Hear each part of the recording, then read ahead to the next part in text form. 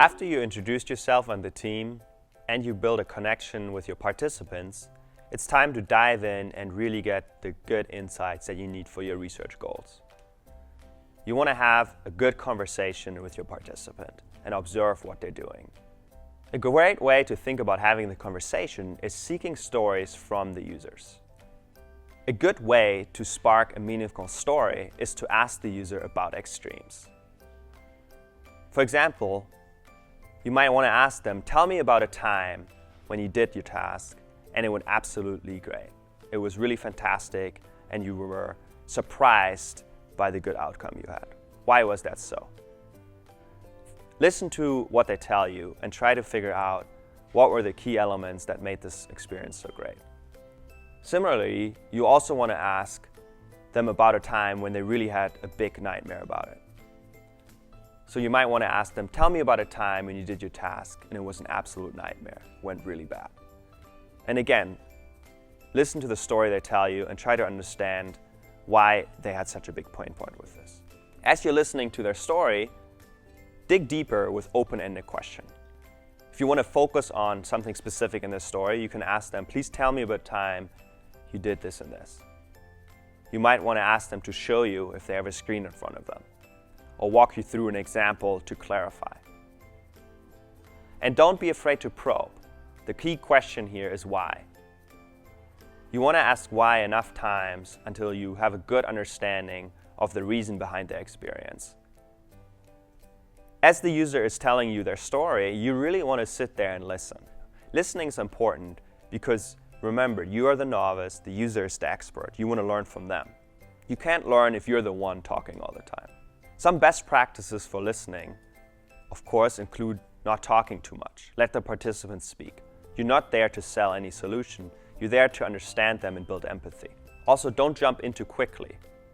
Do not interrupt them in the middle of the sentence and give them a few seconds at the end of their sentences and wait, they might have something else in store for you. You also want to ask open-ended questions and not lead them in a closed way. Similarly, hypothetical questions are not good for seeking stories because users often have trouble thinking about something abstract.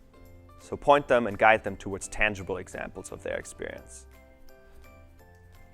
And even though you have your research script, which should have key points of topics that you want to cover, sometimes a conversation in a user interview can go quite off track. So let the participant guide you and just follow him along.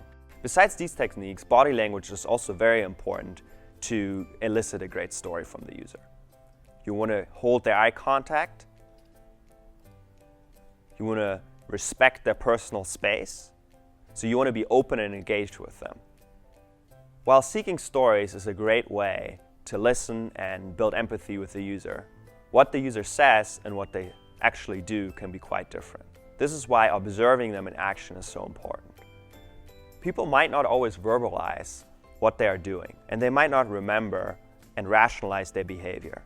So don't trust them too much if they tell you how they did a certain thing, but focus on the actual behavior. This allows you to capture what happens in reality much closer to than if they just tell you.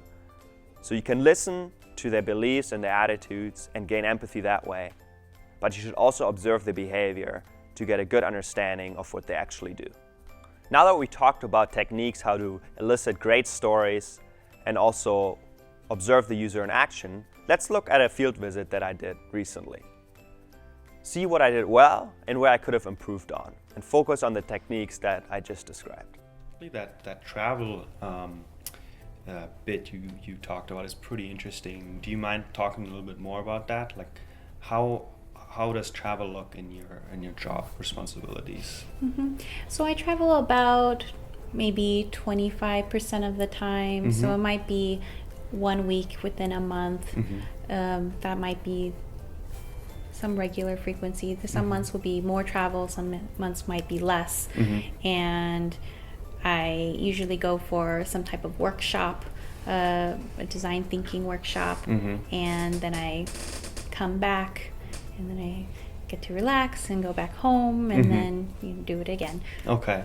Yeah, I remember in our first chat, you said that you actually have a lot of expense reports. So for this next section, it would be great if I could just observe how you do the expensing, and just imagine me as being a fly on the wall, and I might chime in with questions, but be as natural as you would do the expenses, and I will just observe how you do the kind of things for this kind of task. So as you can see, I have a lot of receipts here, and this is all from my latest trip. And so these might be things I buy from my personal credit card. And so as you can see, there's like lunches, and I paid for parking and things like that. So a lot of these are very small amounts, but you may have like a tip included or things like that. And so what I do is go and paste all of these receipts on paper, so then I can scan them into the computer, and I might write a little note as to what it is, so that when I go back to do my expense report, I'll remember, oh, that was lunch, or this was dinner. So that might be something I'll do. So here I will start by creating a new expense report. Okay, so we just watched the video, and I made some notes on what I did well and what I could improve on, right? So first of all, I led a little bit in the beginning by saying, oh, that sounds very interesting, right? While that sounds trivial, you want to stay as neutral as possible, because if you mention already a positive thing, that might lead the user on to focus on that more. So stay as neutral as possible. That's something I could have improved on. I thought I did a good job at asking the open-ended questions. So instead of asking a very specific, closed-ended, how do you do travel expensing, I asked, tell me more about this, right? So this is open-ended, lets the user take the story wherever she wants to take it, which is a better way than asking a closed-ended question. I also made sure I observed her doing expenses in action and not just listen to how she would normally do it. This allows me to connect the dots between what she tells she's doing and what she's actually doing. Very important. As you're coming to an end with your research activity and the participant might be getting eager to leave because they're running out of time, remember a good wrap-up is also important. So you want to thank the participants for their time. Make sure you ask the participants before they leave if they have any last questions or comments. Sometimes at the end of a research session, you'd be surprised some good last insights you get right before they leave. Maybe they have something to add, maybe not. Either way, after that, thank them for their time, assure them that their data will be kept confidential, and if you have any gift incentives for their participation, make sure they know how to get it or give it to them right there. So let's go back to that same interview we just saw and see how I did the wrap-up. We're almost out of time, but it was very informational. We learned a lot. Is there anything else before we go and wrap up that you'd like to mention at this point? Sure. I'm actually trying a new thing with my receipts because, as you can see, a lot of these papers can be kind of unwieldy and trying to manage it. So right after I buy something or get a receipt, I will take a picture on my mobile phone and create an album that's specific for that trip. And so then I have all my receipts organized, and so I can email them directly or airdrop them directly onto my computer. Okay, that's interesting. Yeah, and can you elaborate a little bit on why you choose to now take pictures? Well, that's to keep it organized. Before I used to stuff them all in my wallet, and then I would have to go through them and figure out which ones were personal, which ones were not. But now if I do it right after I go to a restaurant and I get the receipt, and then I'll take a picture, and then I'll know that those are the ones that I need to expense. Okay, thanks so much. We're out of time, but really interesting the last part when you mentioned that you're actually switching from paper to taking pictures. We're definitely gonna look at the benefits that you mentioned there. Let's call it here.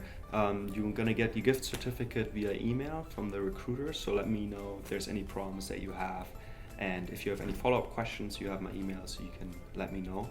And again, it was so great to have you in the study. Thank you so much. Thank you. All right, bye-bye. Bye-bye. So we just watched the video of the wrap-up, and there were a few things that stood out to me.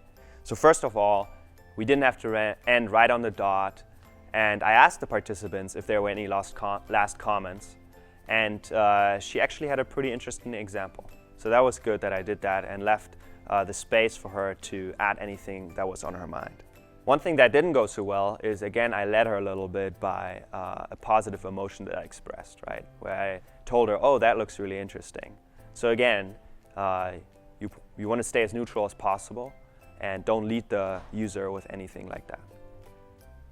And I also asked why a couple of times to dig a little bit deeper. So again, in the wrap-up, if there is something interesting that comes up, make sure to ask at least a couple of whys to understand what's going on exactly.